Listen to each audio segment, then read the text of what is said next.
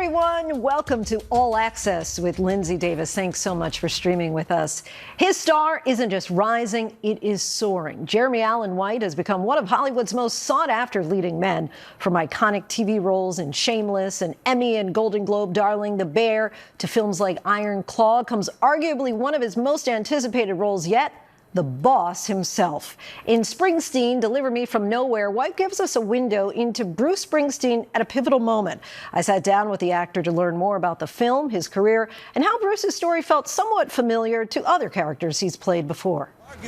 You may know him as Carmy Berzado, or simply as... Yes, Chef. Chef. Yes, Chef. Or maybe you watched him grow up and get into trouble as Philip Lip Gallagher on Shameless. Figure we park about 30 more cars, make enough money to cover the property tax. But Jeremy Allen White, even in his 30s, is a seasoned veteran of TV and film.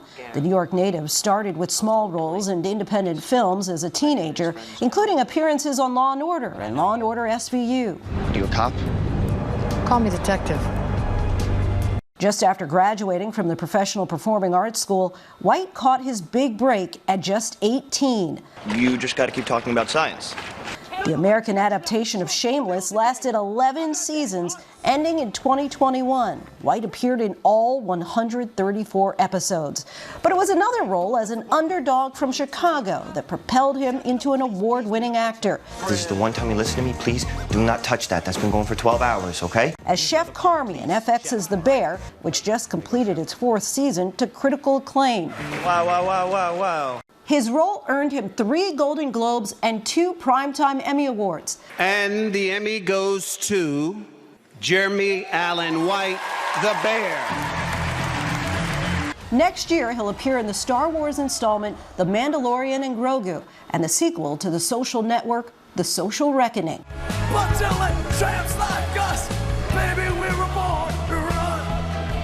But first, White stepped into the shoes of one of New Jersey's most beloved musicians. In Springsteen, Deliver Me From Nowhere, White shows us Bruce Springsteen at a crossroads, developing the beloved album Nebraska while dealing with past trauma and mental health struggles, a character that White knows well and was ready to open up about. Jeremy Allen White, kind enough to join us. Thank you so much for being here. Thank you for having me. All right, so let's talk about the moment that you get offered the job to play Bruce Springsteen. Yeah. And you don't sing, you don't play the guitar. No. So what's your first reaction? I think I was scared right away, you know. I mean, Scott Cooper's our writer-director. I've been an admirer of his for a long time. I talked to Scott and I said, I don't sing, I don't play the guitar. Are you sure you don't want to cast somebody that, already knows how to do these things? And he had confidence, and he said, we've got about 7 months. I think you can learn. And I got to work, and I had a really wonderful people to help. Is the guitar something you think you'll continue to play?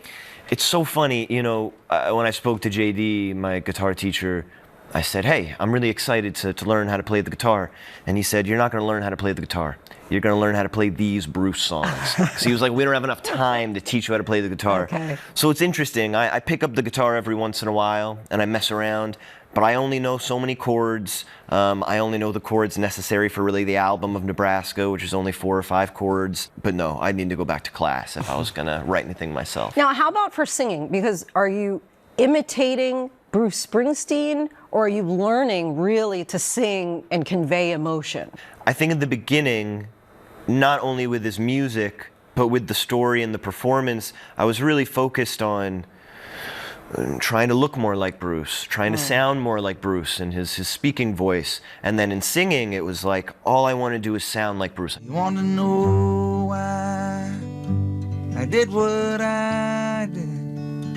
And I was working with Eric, who's a vocal coach, and we were working together for a couple months, and it just wasn't clicking. And he said something that should have been really obvious for an actor, which was, what are you singing about? Is this a story? Is this a story that's Bruce's? Is he singing about himself? Is he telling a story about somebody else? Is this a creation of his? What's the narrative? What do you think about that story? How do you connect to the story? And then I started bringing myself to it, and I was focused more on the honesty of the song how can I connect to the song?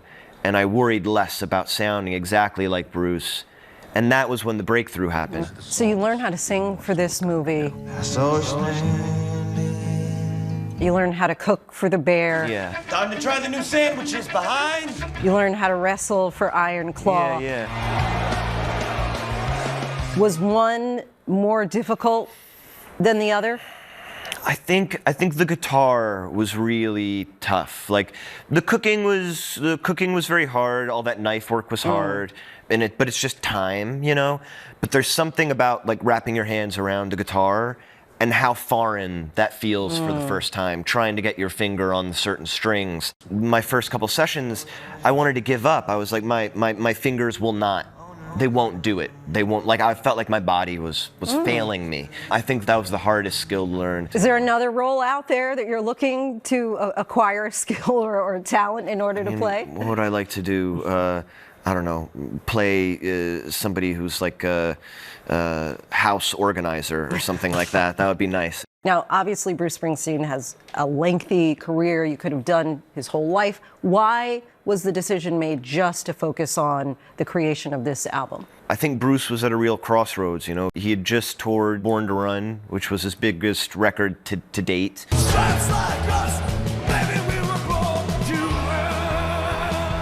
He went back home. He's sort of, you know, thinking about his childhood and his relationship to his father. I think he was at a period in his life at the age of 31 where he wanted to have a family of his own. He wanted to be a really good partner, but he didn't see the path to that. And he didn't know if he was going to be good at it, you know. And it was a period of depression, and he had to make some choices. He had to make some choices to seek the help, ultimately, and make room for the life that he has today. Did you have a particular song you found you enjoyed playing the most from Nebraska? Yeah, I mean, the first song that I could play on guitar and sing well was Nebraska, which is the title track and the first track on the record. Just a twirling Arbitron. And that was kind of my North Star. I knew even if I was struggling with other songs, I could do this one. That was the first one. But then by the end of it, the song that stuck with me most off that record is Reason to Believe, which is the last song on the album. That one has stuck with me the longest. That one to me is the most beautiful and the one that, I don't know, sticks with me for some reason. You've said before that this movie lived for you not in the spectacle, but in the silence. Yeah. Explain what you mean by that. I think so much of this film is about the creative process of a musician. And that can be a quiet process, and I think particularly with Nebraska, because he recorded the record alone. He was finding inspiration on his own. He didn't have anybody really that he was bouncing ideas off of. He didn't even really know what he was making. And so much of the film is a young man, you know, Bruce, played by myself, in a house, searching for inspiration, searching within himself. And so much of the movie is made in these quiet moments and these lonely moments. And so I knew it was necessary to try and convey, you know, as much as possible in the quiet moments. Coming up, choosing complex characters with heart seems to be Jeremy Allen White's specialty. How he hand selects his roles and why it was so hard to say goodbye to his longtime character, Lip Gallagher.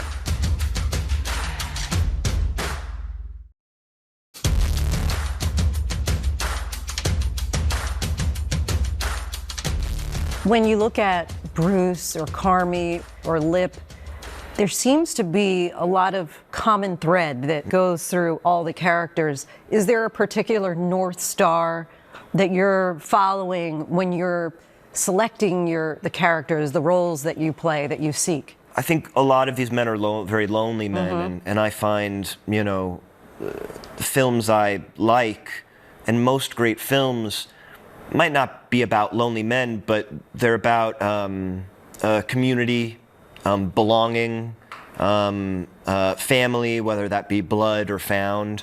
I've been, in recent years, sort of exploring these men who are searching and longing for community, for belonging, because that's compelling to me. Your parents acted. Yeah. Did you think early on, I'm going to act as well? I didn't find sort of acting until I was 14, and I found it on my own.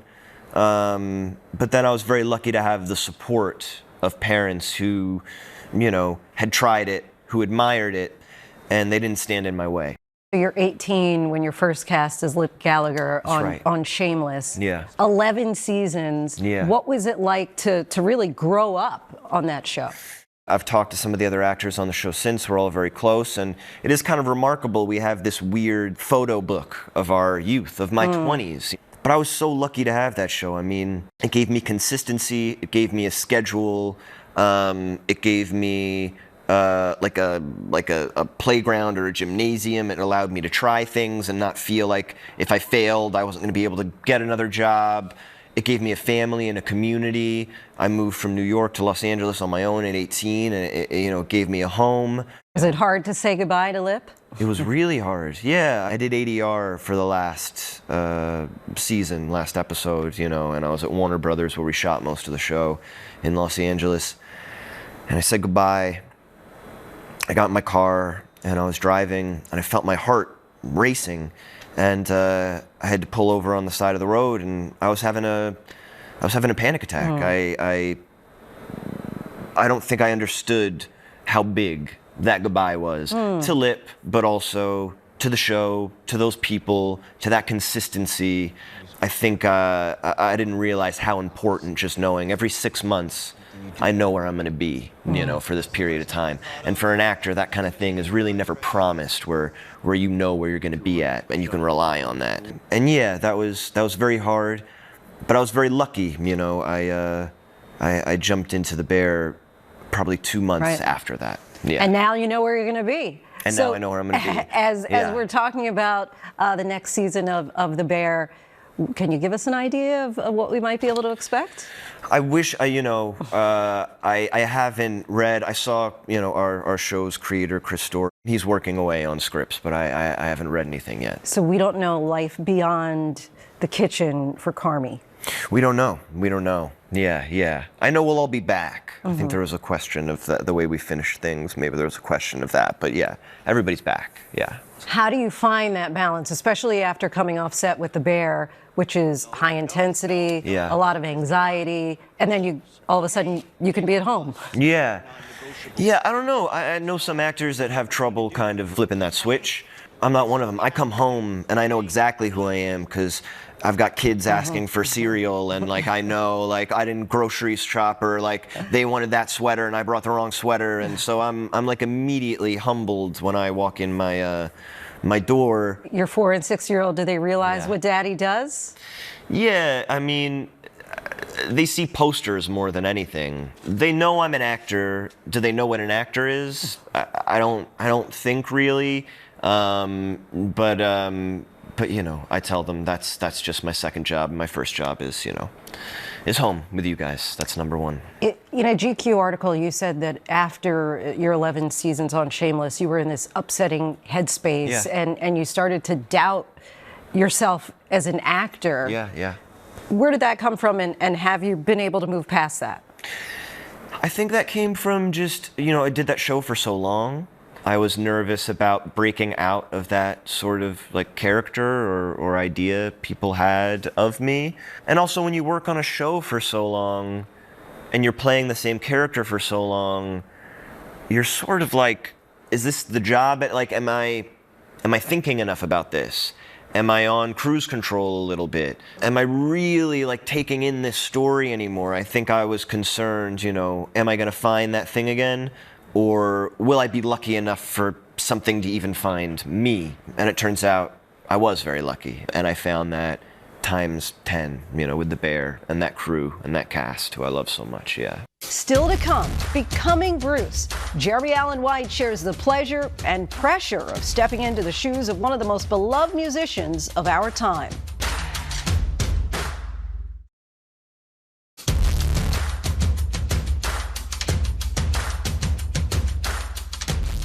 What was your interaction like with Bruce as you're really going in to become him and really do this portrayal justice? Yeah, it was a delicate sort of balance. I mean, he was very generous with his time and very honest with me from the beginning, and made himself very available. But I didn't want to. I'd played a real person before, but I'd never played somebody quite as known as Bruce. I mean, there aren't many people in the world that are quite as known as Bruce, and so I was a little bit torn in the beginning, where I was like, I want to spend time with him, and I want to learn as much as I can, but I also want to tell this story in the way that I understand it and bring myself to it as much as possible. I think in the beginning, I was nervous that Bruce was going to pick apart my performance or pick apart the film and talk to Scott about that and have problems with the story or this and that. And the truth is, Bruce was around a lot prior to filming and during the process of filming. And I realized very quickly, Bruce was there to be a support, but he was also there to give me permission and to give Scott permission, which was very important, because I think if we didn't have that permission and if we didn't have his blessing, I think I would have been too fragile. I think I would have shattered under the pressure, but I had his support the whole time, and that was very, very important. I couldn't have done it without his guidance. You mentioned that pressure. When you're talking about someone who's perhaps one of the most beloved musicians of our time, and Bruce certainly has some die-hard fans. Absolutely. What kind of pressure did you feel to do him justice?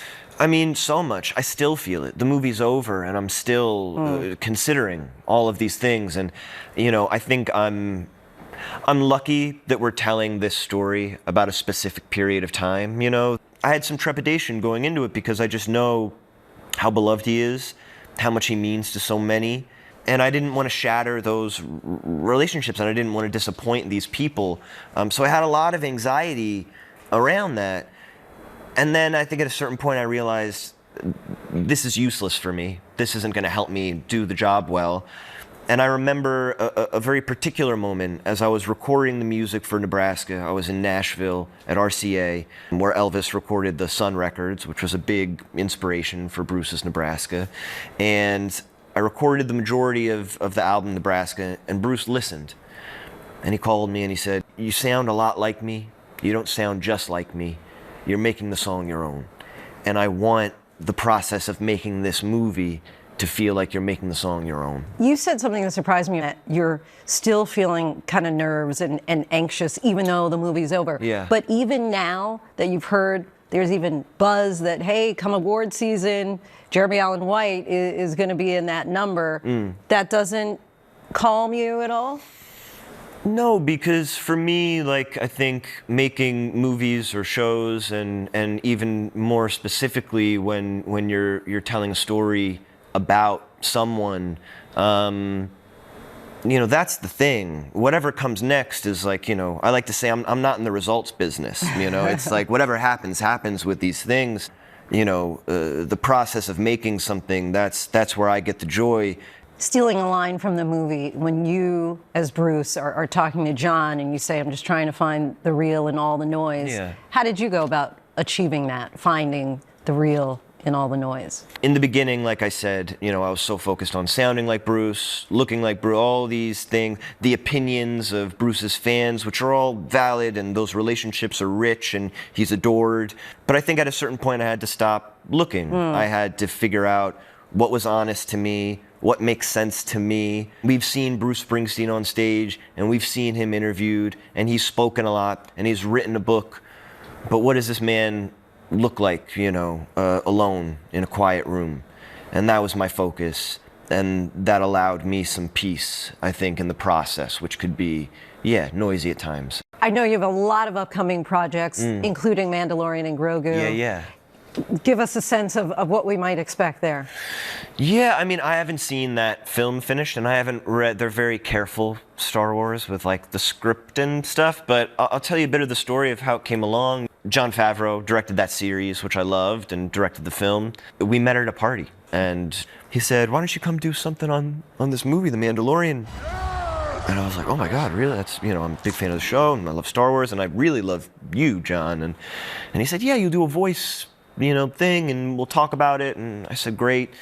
And, I came in, they hadn't shot anything yet, and they only send me the kind of words that I have. And I'm playing, Rada the Hutt, relation to Jabba the Hutt. But I didn't know very much about it because I didn't read the whole script, and I read a couple words. He said, great job, we'll see you again in 6 months or a year, pretty much, after we shoot some of the movie. And over that year, I think the part grew, and now I'm kind of surprised that,